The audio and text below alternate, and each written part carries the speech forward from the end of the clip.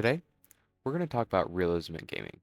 Not the kind you're thinking of, the one where every rock is perfectly rendered, or every shadow looks like it could be real. No, I'm talking about games that feel real. Games where it's just you and a gun. No minimap, no health bar, not even a crosshair. Just you, the environment, and the pressure of knowing that every move you make could be your last. Now, I'll be honest. I used to stay far away from these kinds of games. Why? Because they didn't really appeal to my monkey brain. I was all about running in, shooting everything in sight, and if I died, well, no big deal. There was always another life, right? You respawn, go again, no harm done. It's more realistic games, that's not always the case. One wrong move and it could be game over, not just for you, but for your entire team. But over time, I found myself drawn to this genre. At first, I was skeptical, but the challenge, the intensity, and that sense of real survival started to pull me in. And after playing games like Insurgency Sandstorm, I realized why these titles have such a dedicated following. But before we dive into those, let's first talk about what makes these games so appealing. Traditional shooters are all about immediate rewards, shooting enemies, respawning, and just having a blast without worrying too much about the stakes. In most of these games, if you die, it's nothing more than a slight inconvenience. You might even respawn right away, getting back into the action within seconds. But in more realistic games, things are different. Here, you don't just get to respawn with a snap of a finger. One wrong move, one bad decision, and it's over. And that shift in mindset is what makes these games so compelling. In titles like Hell Let Loose, the risk of dying isn't just about losing a few points or a short wait. It's about losing your position, losing your team, and losing the battle. There's no quick restart. This level of tension makes every decision, no matter how small, feel important. Should you pick that corner? Should you hold your position or push forward? Even the simplest choices can result in an intense consequence. And that's exactly what makes these games so different. Another thing that sets these more realistic games apart from mainstream shooters is the immersive experience. In traditional action games, combat feels almost like a set of choreographed moves. There's an adrenaline rush, but it's all about flashy kills, kill streaks, and immediate rewards. But in more realistic games, the immersion is much deeper.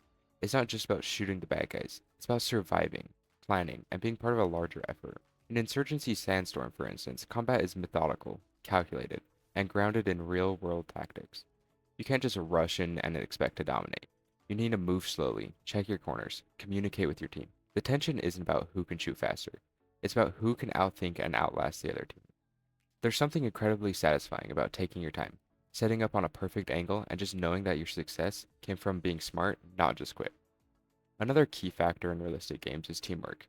In many mainstream shooters, you can go off and do your own thing, get a bunch of kills, maybe get a few lucky moments. But when it comes to these more realistic shooters, every player matters. Success isn't about being the lone wolf. It's about working together, strategizing, and supporting each other. In Hell Let Loose, for example, you're not just one soldier in a field of chaos. You're part of a larger team with a specific role to play. Whether you're a medic, a squad leader, or just a regular infantryman, your contribution can make or break the mission.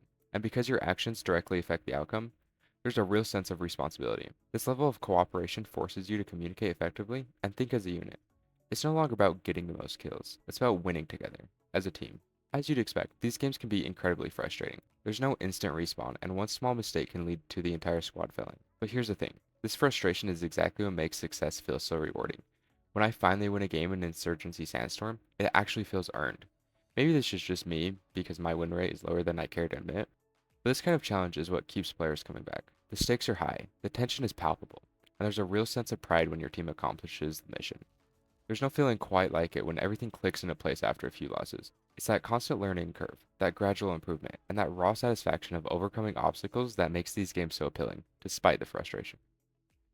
If you're anything like me, you'll sometimes go on autopilot when playing games, which usually happens when you're bored or just not feeling the challenge. But that brings me to one of the most powerful elements of these realistic shooters, the psychological aspect. Because the stakes are so high, you can't just afford to zone out. You have to be present. Every move requires careful thought. Whether you're deciding to take cover, planning your next move, or anticipating enemy behavior, you need to be fully immersed. These games hook into you and keep you hooked. Funnily enough, I wouldn't have believed that statement 2 weeks ago. On the surface, these games seem simple and dare I say boring. They're actually far from it. So if you've never considered playing a game like this, or if you always thought they were boring, I urge you to just try one out. Who knows? Maybe the immersion will capture you just like it did for me.